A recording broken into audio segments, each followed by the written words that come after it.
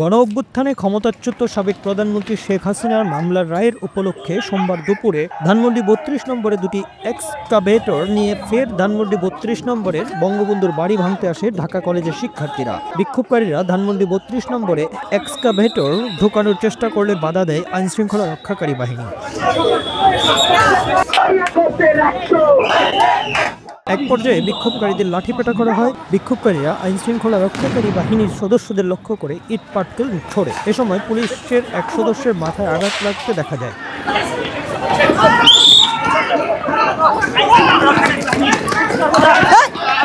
Police sound grenade মেরে বিক্ষোভকারীদের ছত্রভঙ্গের চেষ্টা করে। একাধিক সাউন্ড গ্রেনেডের শব্দ শোনা যায়। এক পর্যায়ে বিক্ষোভকারীরা ছত্রভঙ্গ হয়ে যায়। বেলা 1:45টার দিকে দুই ভাগে ভাগ হয়ে বিক্ষোভকারীরা আবার জড়ো হওয়ার চেষ্টা করেন।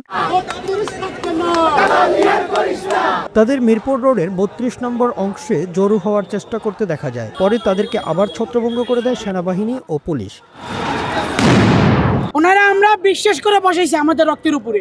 বিপ্লবী সরকারের নমুনা এটা। টোটাল পুলিশ বাহিনী চেঞ্জ করতে হবে। হামলার দায়ভার নিয়ে আজকে যারা আহত হয়েছে এবং কি যাদের এখনো আঘাত করতেছে, স্বরাষ্ট্র উপদেষ্টাকে পদত্যাগ করতে হবে।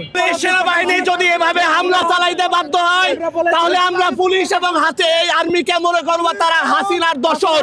এর আগে একদল বিক্ষোভকারী ধানমন্ডি ৩২ নম্বরে জড়ো হয়। তারা সেখানে বিক্ষোভ শুরু করেন। ঢাকা মহানগর পুলিশ ডিএমপির ধানমন্ডি অঞ্চলের এক কর্মকর্তা জানান, দুপুর 12টার দিকে ধানমন্ডি ৩২ নম্বরের দিকে দুটি এক্সকাভেটর নিয়ে যাওয়া হচ্ছে বলে শুনতে পান তারা। এই ঘটনাকে কেন্দ্র করে নিউ মার্কেট থেকে মিরপুরমুখী সড়কে যান চলাচল বন্ধ হয়ে যায়। তারা একটু ঢিল তারপরে ইট পাটকেল মারার চেষ্টা করছে। আমরা এরপরে ডিসপার্স করে দিচ্ছি। পুলিশের অবস্থান কি এখন?